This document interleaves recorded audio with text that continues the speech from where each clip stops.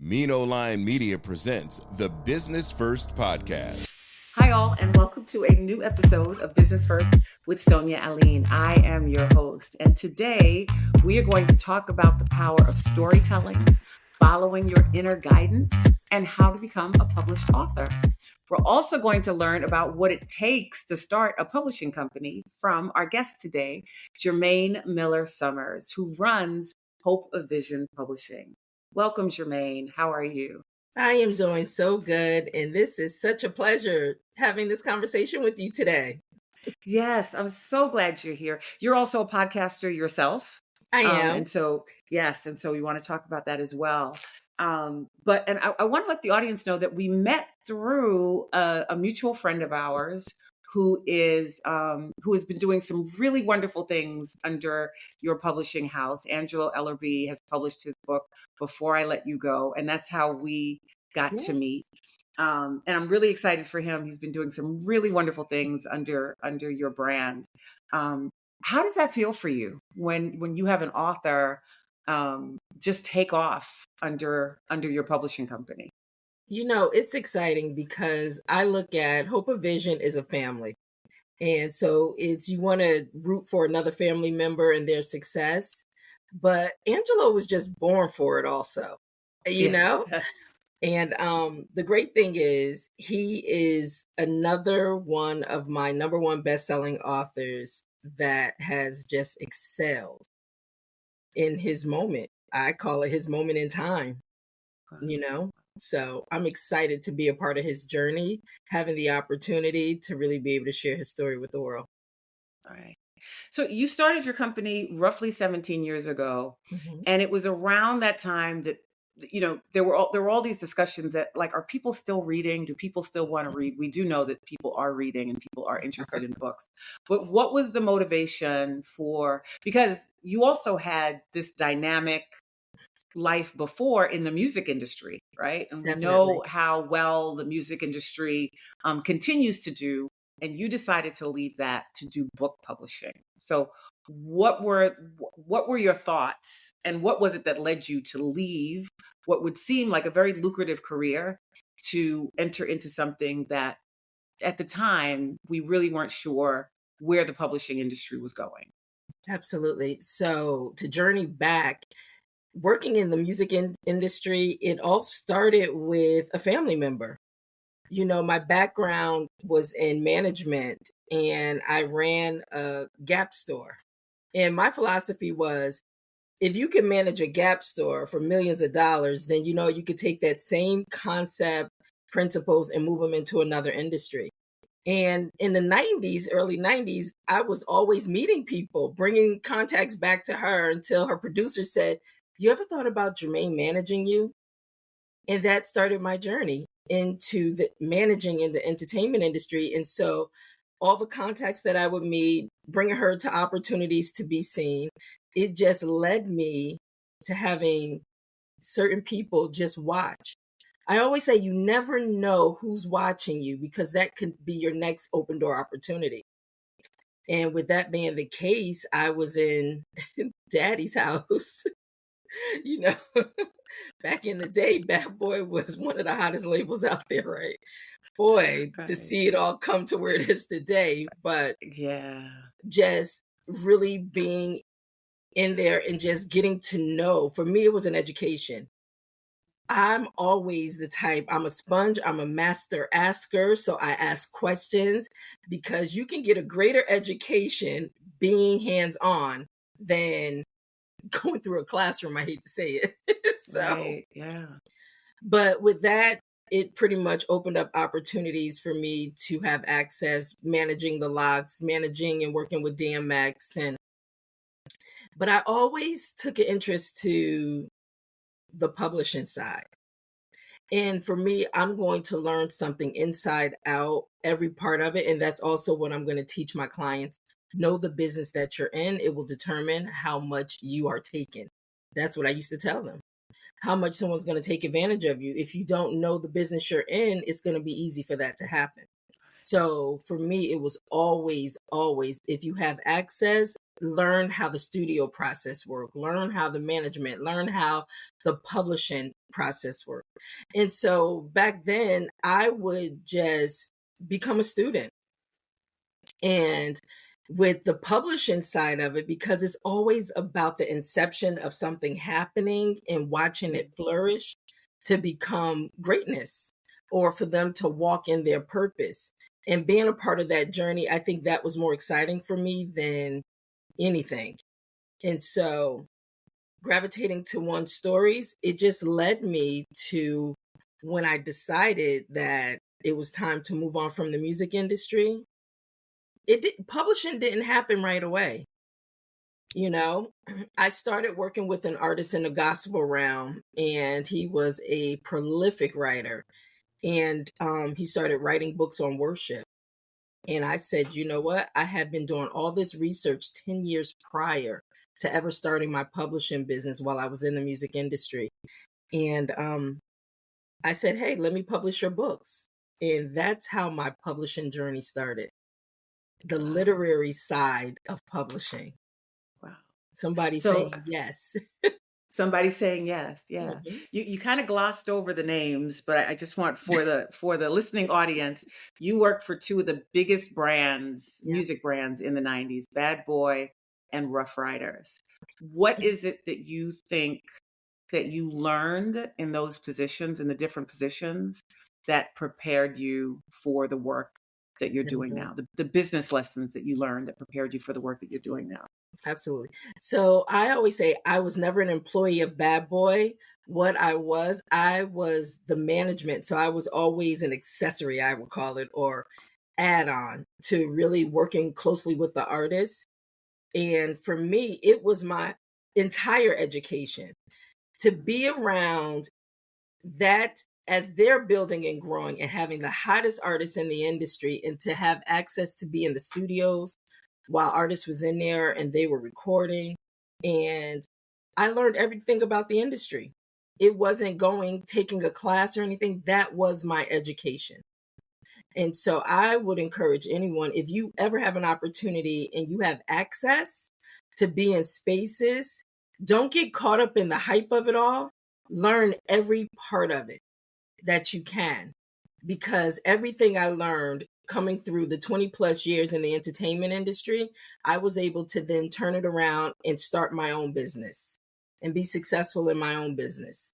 And so, and I tell people that even if it's a corporate job and people always complain about, I hate my job, I don't want to be here, I can't wait to get, and I said, wrong attitude. That is I always say it's a paid internship, right? It is a paid position, whereas you can learn everything. I worked for Diageo, the same company that the brand Ciroc is on. And I worked for them. And for me, it was in the marketing department, learning every aspect of the industry, of that business. It's only going to propel you for whatever you decide you want to do for yourself. And that's what I did. Yeah. I totally agree with you. I mean, even when I was in jobs, if I didn't like the position or I didn't like the job, I always would ask myself, like, well, what am I missing? Like, how can I turn it around that it can benefit me, right? So that I can take something from even what I don't like, right? Absolutely. In this position that I can take someplace else. That is so important. It is a free education on the job training. I agree with you. Every position that you're in is positioning you for your next opportunity. You absolutely have to see it like that. Absolutely. So after you published or you helped publish your first book, the gospel book, that this gentleman was writing, what was it in that moment that helped you say, all right, well, maybe I should do this, or maybe I should help more people, or maybe I should start a company? Like, what was the thought process? It was, for me, it was an opportunity to see what was on the inside, what I had learned, how I can stretch myself. And so I didn't have to go through no job interview or anything. I was always one called the fixer. Just ask Germaine, she could fix anything. So that's how people saw me. So taking his words and then like I said, I had research when I was in the music industry 10 years prior to even starting my publishing company. I had binders of information on literary publishing, the how to. And so this was an opportunity for me to put everything to work to see how this was going to manifest. And it did. It did. And his books, I call it my pocket book series.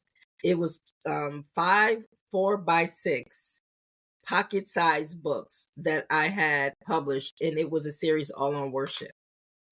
And that led to me having the confidence now, because I've done this and I've created the imprint through his organization. But then it was my time to step out and just, you know how to do this. So once again, out of relationships, people don't understand the power in relationships is so important, because when you build a trust with people, people will turn over their gifts, their talents, and they'll trust you with it. And because I'm a problem solver, I'm always looking for the problems to be able to come up with solutions. And if I can say this to your listening audience, that's how you will forever generate revenue. Become a problem solver. People don't realize that. But if you can solve people problems, you can put any dollar amount to that. Yeah, And so right. And that's how I literally built my business, my consulting business. That's how I built my publishing business. And my entire publishing business for 17 years has been based on referrals. Wow. And so, but pretty much just taking the opportunity, I moved from that artist to, she was a pastor, and she was under one of the largest bishops in North Carolina. And he had gave her some information saying, no one's ever going to publish your books. In the meantime, he was publishing her works through his imprint. Oh And my I gosh. just said to her one day, I just said, if you give me an opportunity, I would love to publish your book. And she is a researcher. And so she gave me the opportunity. She was going on Turner Broadcast Network for the first time. And I was able to have her books delivered to the network in Atlanta.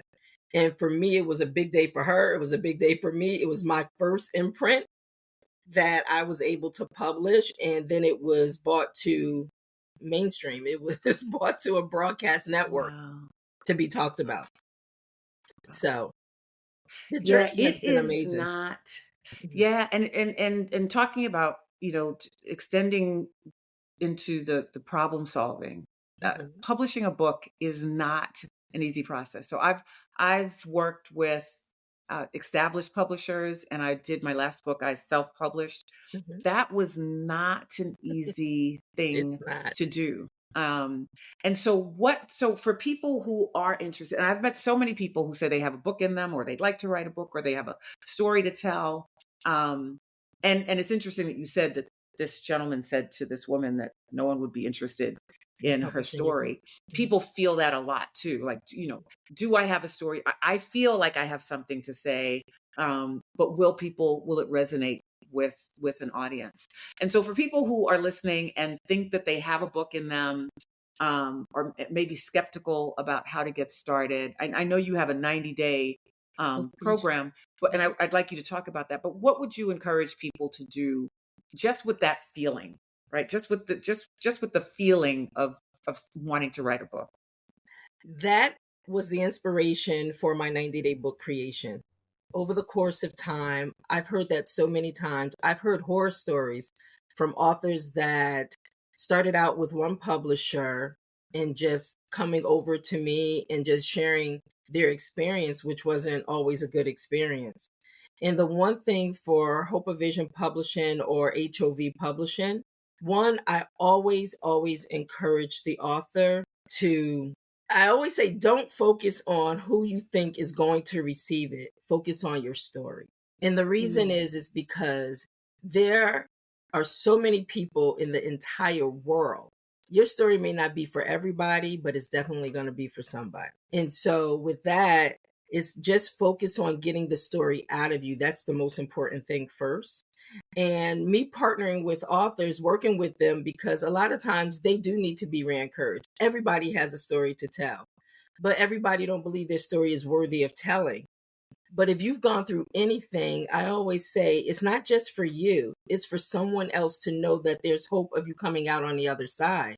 So, and everybody's story is not a story of tragic or, trauma. It could be a story of just experience life or, being able to give wisdom and lessons to those that may need to impart something that you are offering. So it could be anything that pretty much just uplifting, but it always starts with you. The story starts with you, the individual. And so, like I said, that was the core of why I put together the 12-step program for the 90-day book creation. Because one, people may not have the financial resources to do it on their own. We're living in a day today where everybody's writing books, and people have different reasons why they're writing books. And so I put together a guide for helping you to write and publish your story in 90 days. And people are like, 90 days? That seems so quick. Is that even possible? Absolutely. That's what I said. It is. It is possible. I know how I've labored and struggled and cried and and so I was like, 90 days. I love that number. I feel like 9 is a magical number for me. And so I'm just like, 90 days, I like that. But you're saying it's possible. It is possible.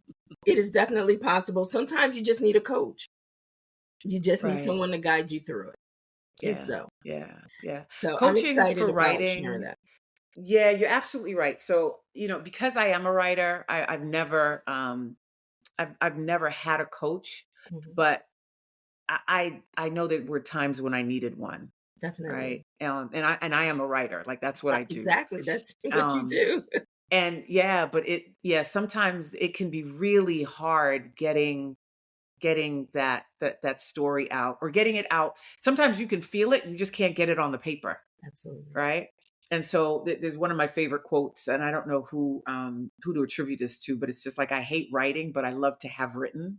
So it's like when it's done, right, you get to go, oh my gosh, look at this, right? But the process in getting there is really something. One of the other things that you said that I think is really important is creating for you. And I think it was Rick Rubin, and I didn't think about it until you said that just now.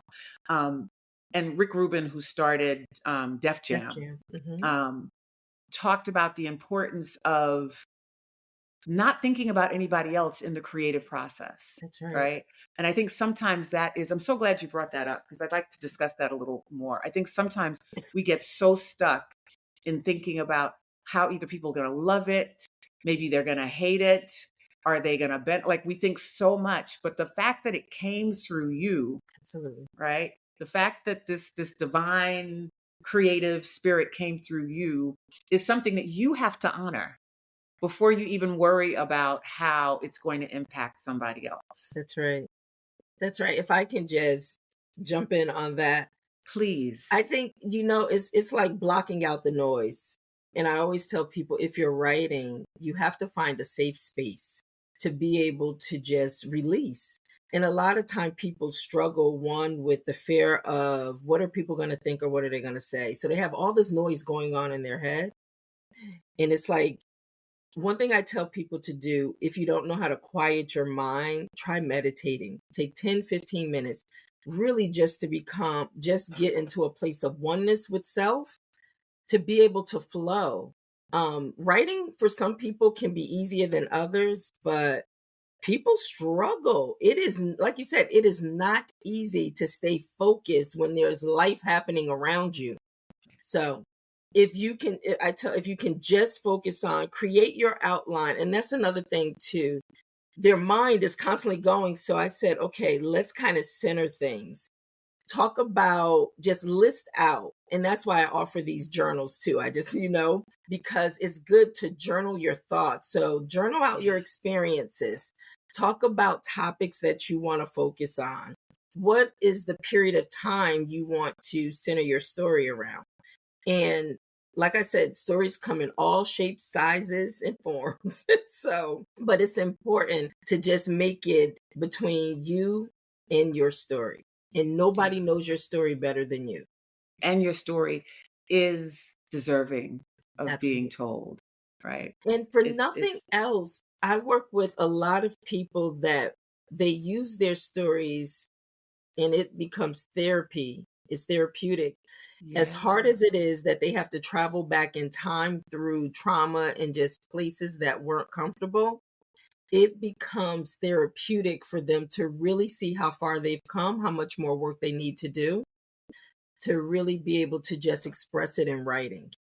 right, right. So, One of the things that we talked about in our pre-interview that I'd like us to discuss a little further here is um, listening to that inner voice, yes, right? Listening to, and for some of it, it's God speaking to us. Some of us call it intuition, but that's that voice that is telling you to do something, even when sometimes it doesn't make any sense. And so, part of what we were talking about is, again, you were in this very lucrative absolutely. business, one of the hottest brands in the industry, but something kept telling you that it was time to To go. move on. That's right. And so, I've interviewed so many people over the last 20, 25 years, and intuition is the one consistent piece that I can say that everybody I've interviewed, um, what I like to say, and I've repeated this a lot, like I've never talked to someone who said, I listened to my intuition and boy, was I wrong, right? Like no one has ever, ever, ever Exactly. said that, right? And yet we know that, but sometimes it's still hard for us to figure out like what's talking to us in our heart and what's talking to us in our mind, right? Definitely. And so I wanted to because I loved some of the things that you had to say, and I'd like you to share some of that with the listening audience. So, when I was in the entertainment industry, I was working with Rough Riders. I was working with artists on Jive Records. And it's literally like one day I just woke up and I was speaking to one of the artists I was representing at the time. And I just said, this is the end of the road for me. Um, and it's hard to explain something to someone when you don't have all the answers yourself. Right. But I just knew that you can stay in a place and cause more harm to yourself. And harm could look like anything, it doesn't necessarily have to be physically, it could be whatever. But I always know that when it's time and not even knowing what's on the other side of me leaving what I'm familiar with and what I know and making that step, all I can say is, God, I hear you. I hear you, because we can keep running and running from it. But you know what? God has a way of bringing it right back. Yes, he But how does. many bruises now do you have? Right. you know? And I have to be honest, I Exactly. did not know when I made a decision to walk away, and people thought I was crazy. Like, why would you leave? And That what, part. you know? And I couldn't explain it, but there was such a peace in my spirit of knowing this was the time. Yeah. And it is a knowing. It is. It is a It knowing. is a But I'm gonna knowing. tell you what's interesting is because along your journey, there will always be something that'll try to pull you back and try to pull you back. And so I Yeah. had several opportunities to come back until at this time I was working at Diageo. And I had told my boss, I said, I just have to go to this meeting to see. And I also believe during that time, my spiritual walk was getting stronger with God. And so I'm like, God, I'm gonna obey. I don't know what's what, but all I know Yeah. is it's time. So even Yeah. when I tried to go back, it was such a stop in me. I went to the meetings and it was like, no, this isn't for me. The season had left. It was done. It was Right. over. Right. Right. Right. That's such a powerful place to be when you can, again, like you said, people will say that you're crazy or people Absolutely. don't understand. You're doing so Absolutely. well. Like, why would you want Why to would you leave walk away this? from it all? Why would you walk away? And so, but you have to know like what Absolutely. when the time is, and you have to follow whatever that guidance is that's happening internally. What would you say are some of your biggest lessons, if not the biggest lesson that you've learned since you started the publishing company? I'm going to piggyback on one thing you said before answering that question. Oh, please. People always think, and I got to be honest, it's not always easy when you walk away from something. Thank you You for that. don't know sometimes it's a struggle. Sometimes it's literally like, I'm willing to sacrifice and lose everything for whatever, right? Right. And you just Exactly. go through life, and then it becomes a search for purpose. Yeah. And this journey of, okay, God, what is my purpose? That wasn't for naught. That there was purpose even in that I have been able to bring with me today. So Right. one of the biggest lessons that I could say I've learned in publishing is you have to allow people to be exactly who they are. And it's not just Mm, publishing, it's in life in general. I'm a fixer, I'm a problem solver, and I never like to see people go through or be in pain. But then I had to mm, realize, wait, you're no God and you can't save anybody. You can't save yourself. So people have to yeah. go through their life journey in order Yeah. to become who they're purposed to be. And so for me, and I tell my husband all the time, I know you want to fix everybody, but it ain't your job. Sometimes people have to fall to know how they're getting up so they can find themselves and get on their path. That's So it. tell us a little bit about your podcast. So, my podcast is called Hope of Vision Connect, and it's all about community and connecting people, but it's about one's stories. And they may not be a published author, they may not even be interested in publishing. But the goal is, if they do want to publish, there's an opportunity for them to be able to share their story with the world. But I've always been intrigued by one's stories, and it's always been the journey of becoming. And so when you think about, even in your own personal life, when you look back over your life and you just see, how did I get to this place? What was my journey? What did my story entail? And one story, they say your testimony, people are overcomers by their testimony. So a testimony is a story. It's an experience, it's something you have gone through that you're willing to share, to uplift others, to help others, or not. Or Right? not. Right. Or not. So, Or not. So for someone who is thinking about, you know what, I may want to work with Germaine. I may want to talk to her. What yeah. is the process for having a consultation, Mhm. or the process for starting a business relationship with you? Absolutely. So everything's on the website at HOVP as in Paul UB, pub.com. And there's a service page in there. And I like to have people do assessments, because for me, before taking the next step to really assess what your needs are, I just want to know a little bit about you. And so we get into a conversation so we can really see the direction you want to go in. And the one thing about my company, I am a firm believer that you wrote the story, and before you gave it to anybody, you owned it. It is so important that you realize the power and ownership, because so many people, especially coming out of the music industry, so many people have been taken Yeah. advantage of. And to this day, their legacy is owned by somebody else, their hard work, Yeah. their labor. And so with HOV Publishing, or Hope of Vision Publishing, I am a firm believer that the writer owns their intellectual property. It is your creation, your story. It's not mine. My assignment is clear. I am here as a vehicle to be able to help you get it into the marketplace. As a publisher, you get one story into the marketplace, and marketing and promotions gets the stories into people's hands. But I advocate, and I really, and I talk to authors about the difference, and we'll talk about all this through the 90-day book creation as well. But I talk to people, do you want to own it and have someone advance you monies up front?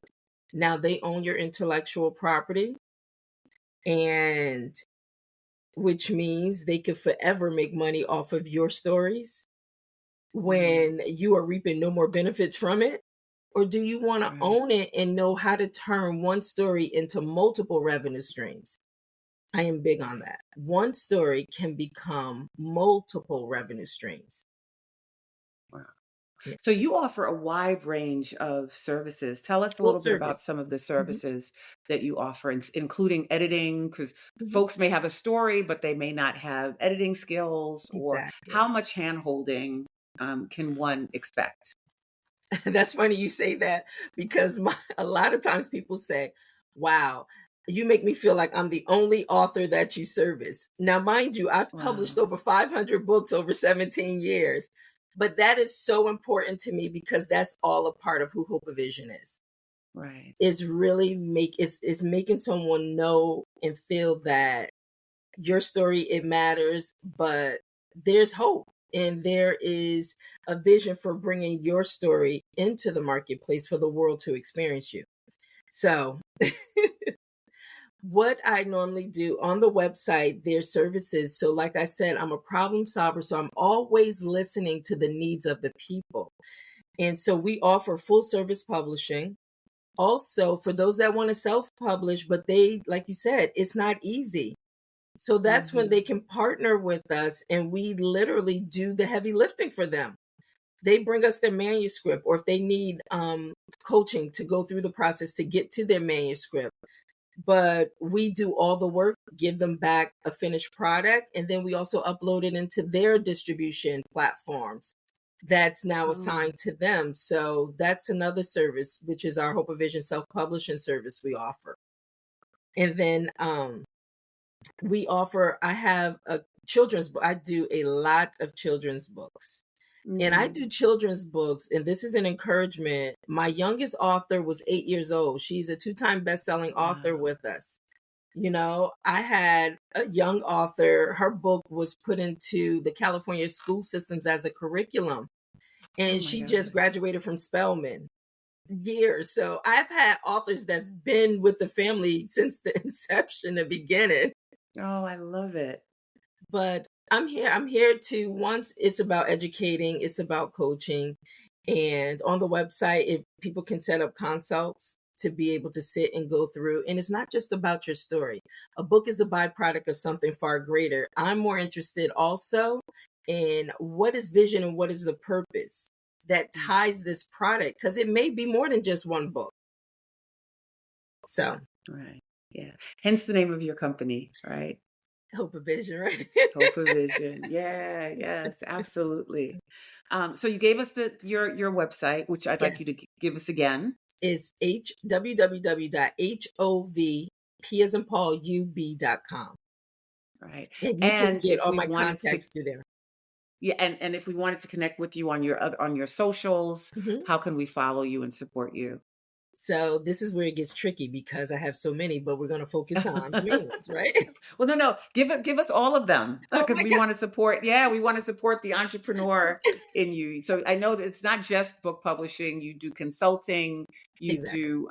You're a motivational speaker. You're a Mhm. podcaster. So we got a minute. You can give us Yeah, all of them. yeah. And like I said, the easiest thing, if you get stuck, just go to hovpub.com and it's Right. all there. But you can go, so my podcast is on podcast platforms everywhere, but I also air it Mhm. through YouTube, and that's under Hope of Okay. Vision Connect.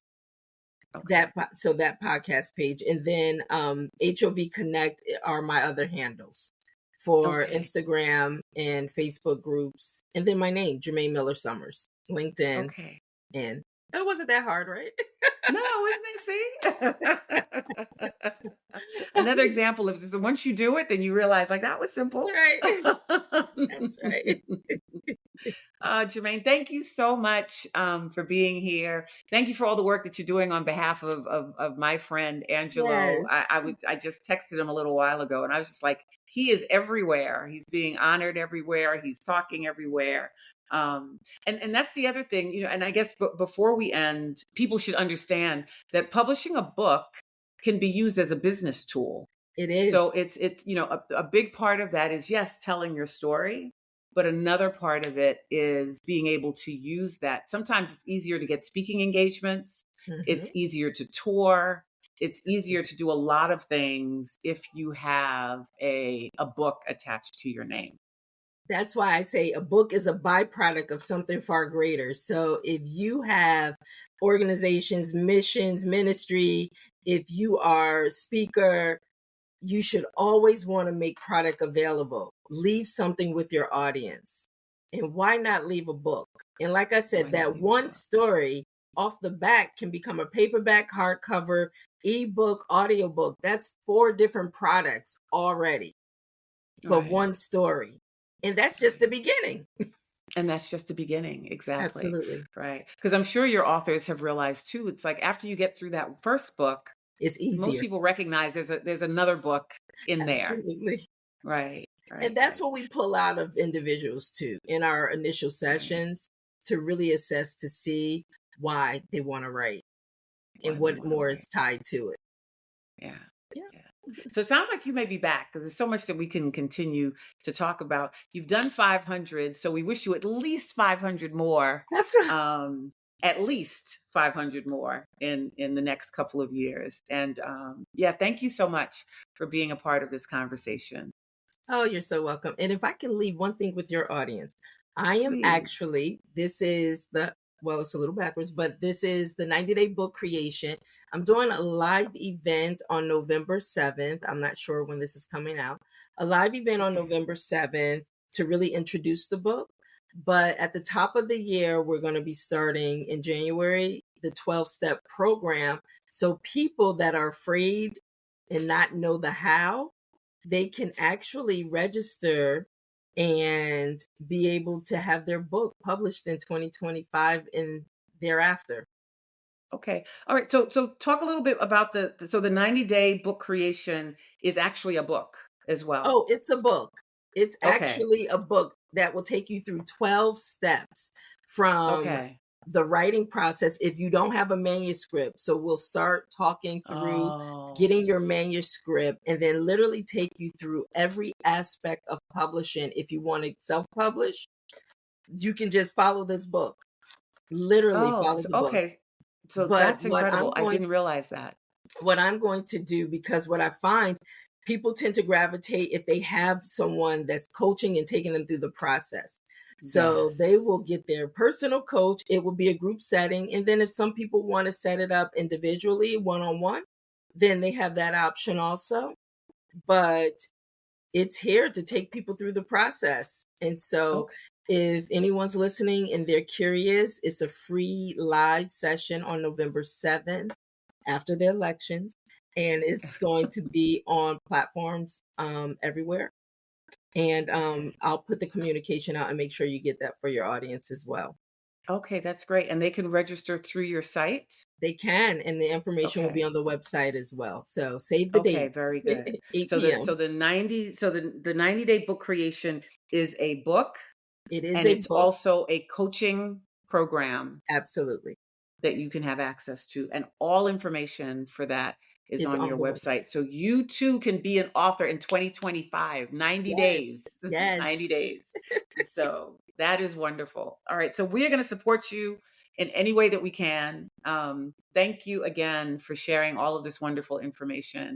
And we wish you nothing but the best. Thank you. Thank you for having me.